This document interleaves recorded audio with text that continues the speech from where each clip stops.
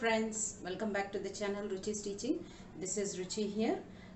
In this video I am going to explain about data types. This is the actually data type part 2 video. In this I am going to explain about classification of built-in data types. In data type part 1 video we have discussed about data types, how they have been divided. Like we have three types of data types: built-in data types, user defined data types, derived data types. So derived and user defined we will discuss in our further classes, and today in this video I am going to explain about built-in data types, how they have classified, and what are the memory bytes and all, how much these data types they are going to accept. All those things we are going to discuss. Okay, now built-in data types. What are built-in data types? Already we have discussed what are built-in data types.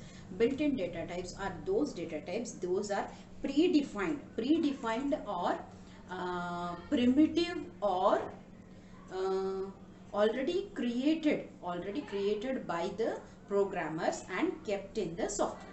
So those are nothing but the built-in data types. That means these data types are being used in programming languages. Okay, not only C language, these data types are used in every programming language. Okay, so without these data types our program is not going to be completed or not going to run. Okay, now these data types, under built-in data types, again you have one classification of data types. Okay, I'm writing here classification. So built-in data types. Okay, now under this, see, you have int, already we have discussed this, char, float and void. These are the different built-in data types, right? So already we have discussed in last class, that is data type part 1.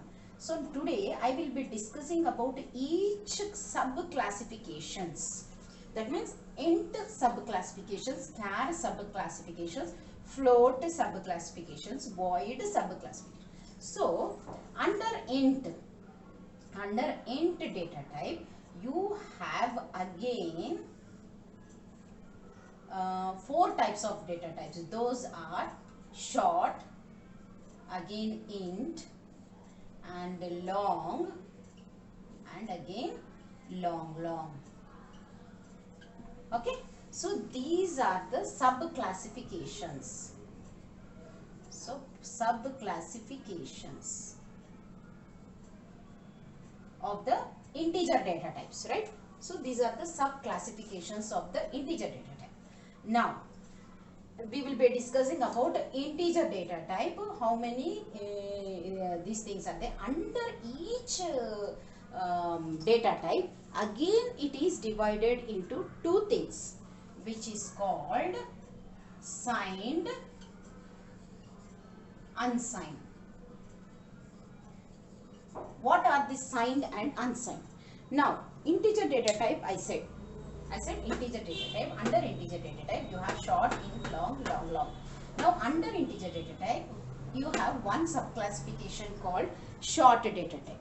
Now under short, now suppose if you are giving like this, while declaring short int some a, so what do you think, which type of numbers or digits it is going to accept? All those things depends on these. Okay, now I said under short you have signed and unsigned. That means this shows the acceptance of the numbers, whether it is a positive or negative. So this signed and unsigned is showing the acceptance of integer values, whether it is a positive value or negative value. Suppose this short int, if you have declared sign, that means if you have written sign here, then it will be accepting only positive and as well as negative. So both the type of numbers, both the type of integers, positive numbers and as well as the negative values, it is going to accept. If you give like this, if you declare like this, suppose if you declare like this unsigned, then it's going to accept only positive values. Understood? So what is the difference between signed and unsigned is, signed is it is going to accept positive and as well as negative values, and unsigned is it is going to accept only positive values. Now how much memory it is going to accept? That means this short integer data type is going to accept 2 bytes of memory.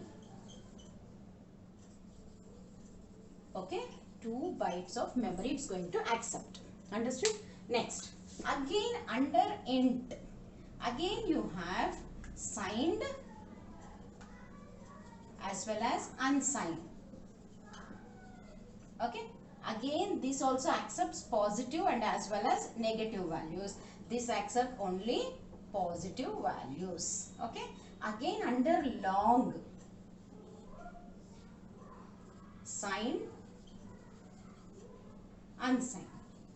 So like this, all the integer sub-classification data types, sub-classified data types will have signed, unsigned, signed, unsigned.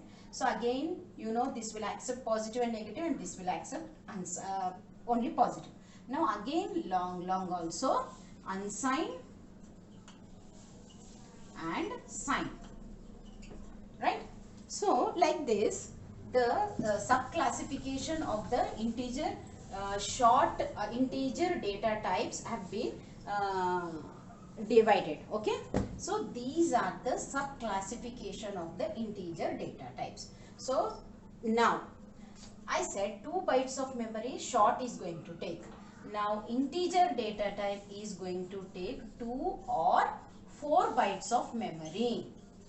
Okay, now this long is this long is going to take 4 bytes of memory, and this long is going to take 8 bytes of memory. Why there is a difference all these in these things? Short, int, long. So short and int, for those things, for not small values, if you want to assign those, for those type of assignment, you will be using short and int. Long and long are like big values, bigger numbers. So that type of values, if you want to assign to a variable, then you have to use long and long. So for that purpose, they are taking much memory for long. That means if you are giving big number, it has to take little bit more memory. So only this much of memory is allocated to short, 2 or 4 bytes of memory is allocated to integer data type, 4 bytes is allocated to long, and 8 bytes is allocated to long. Okay, so now these 8 bytes, 4 bytes, 2 or 4 bytes, these memories are dependent on compilers. Okay, that means like some programmers, like some softwares, they will be using different compilers. So it depends on the compiler, which compiler they are using, that compiler, how it is taking, how much memory it is allocating to these data types and all. It depends on the compiler only. So compiler will decide how much memories should be allocated for these type of data types. So depending on the compiler, that much memory bytes it will take that particular variable. Suppose if you have assigned like this, signed long A, signed long data type I am using, so long data type, and under long I am using signed. So it is going to accept positive values and negative values. Okay, positive values and negative values, and it can take bigger values. You can assign bigger values. Okay, so that type of, if you have not like, suppose generally when you write the program, you will not write this signed or unsigned mostly. That means if you have not returned signed, then it should be by default it will take signed only. If you declare like long a, long int, you have to write long int a, then it will take by default it will take signed integer. So if you don't write here signed also, if you don't write also, automatically it will take signed only. That means both positive and negative it will accept. Suppose if you give unsigned long int, then it will take only positive values. Okay, so this is about the declaration of the variables, and as well as now you have seen integer subclassification of the integer data types. Those are short, int, long and long. Under short, int, all these things you have signed, unsigned, and short will take 2 bytes of memory, integer will take 2 or 4 bytes. It depends on the compilers. Okay, it depends on the whether it wants to take 2 or 4 and all. It depends on the compilers, but only 2 and 4 only. And long will take 4 bytes, long will take 8 bytes. Okay, so this long and long are used to assign for the bigger values, to accept bigger values. For that variables they will be using these data types. Now we are going to discuss about the character data type. So char data type. Now under char you have signed and unsigned data type. Okay, unsigned already you know, positive and negative values it will accept, and unsigned accepts only positive values. Okay, now this char data type will have only 1 byte of memory. So 1 byte of memory is given for the char data type. Now this data type will take the values between single quotes like this. Between single quotes you have to give the character data type. While assigning values you should give like that. Now second point here is it will take any type of digits. The values which you want to assign to the character data type are digits, alphabets, any symbol. For example I am showing here like this. Double quotes you have to give. Between double quotes like a, or any symbol like this. So character data type means compulsory you have to use the single quotes. Between 2 single quotes you have to give the value. Okay, or even like this. See, 5 is a digit. So in this way you can declare or assign the values. Char data type is having signed and unsigned values. It will take, it is char data type will use 1 byte of memory, and the values you have to write between 2 single quotes, right? Next, digits, alphabets, any symbols can be used. For example, you can see the values how I have given. So this is about the char. Okay, now we'll discuss about the float data type. Now under float you have again sub classifications. So under float you have sub classifications. Now actually what is the float? Float is the data type where it accepts decimal points. That means decimal point values it's going to accept. That means all the point values it's going to accept. So now decimal point values are for only float. Okay, and only whole numbers it will accept, whole numbers along with decimals. Okay, now under float values, float data type, you have a sub classification. I said those are float, double, long double. Now this float takes 4 bytes of memory. Now the double data type takes 8 bytes of memory. Now long double will take 16 bytes of memory. That means, think, long double is going to take 16 bytes of memory, means a big value also you can store in this data type. Okay, along with the decimal points. Okay, now this float can accept 8 decimal values. 8 decimal values.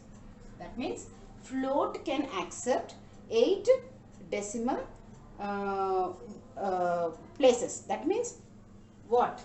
After point, you can suppose think that, for example, here I am explaining 2 point, after point it can take 8 decimal places. Okay, this is for example I am explaining. Right, now double, it's going to take, double is going to take 15 decimal places. Understood? Float is going to take 8 decimal places. Decimal, sorry, this is not value, places. Places in the sense like this, 1, 2, 3, 4, 5, 6, 7, 8. So 8 decimal places it will take. So for double, it's going to take 15 decimal places. Like how after after point it's going to take 15 decimal places. Now long double, this is going to take 18 decimal places. Decimal places, right? So now sometimes this long double, actually this bytes of memory is 16, and also sometimes depending on the compiler it's going to take only 10 bytes also. So these dependence is only on the compiler. Compiler will decide how much bytes it has to take. That means, that's what I am telling, different compilers will be there. So depends on the compiler, they will allocate the memory. So once again I will repeat, float is the data type where it is used to store the point values, and under this again this float is divided into subdivided into three data types: float, double, long double. Under float you have 4 bytes of memory it is going to accept, so it will be taking 8 decimal places. Double is 8 bytes and 15 decimal places it's going to accept. Long double is 16 bytes, sometimes 10 bytes also it's going to take, so it will accept 18 decimal places. So this is about the float. Next, void. What is void? What is void? Void is nothing but it's nothing. That means you can understand that it's nothing. It will not have any value or anything. It's just nothing, null. Okay, so void will not have any values or any assignments, all those things. This void we will use only in functions. Okay, okay, in functions you will be used. That means if you don't use this void, it's a function, actually it is a function, void function. So that void keyword you will be using for the functions, for declaration. When you declare function, at that moment you will be using the void. It has to return the value. For returning the value you will be using void. Actually this one I will discuss in our further classes when we go to the functions topic in this C language. So at that moment I will discuss about the void, but till then you just know that it is nothing. Okay, so all these things are the sub classifications of each data type: int, char, float, void. So all the sub classifications of these built-in data types I have explained it today in this video. In my next video it will be a part 3 video where I will be doing about the integer data types. I have shown you unsigned, signed. So what is unsigned and what is signed? There are some circles, unsigned circle and signed circle is there.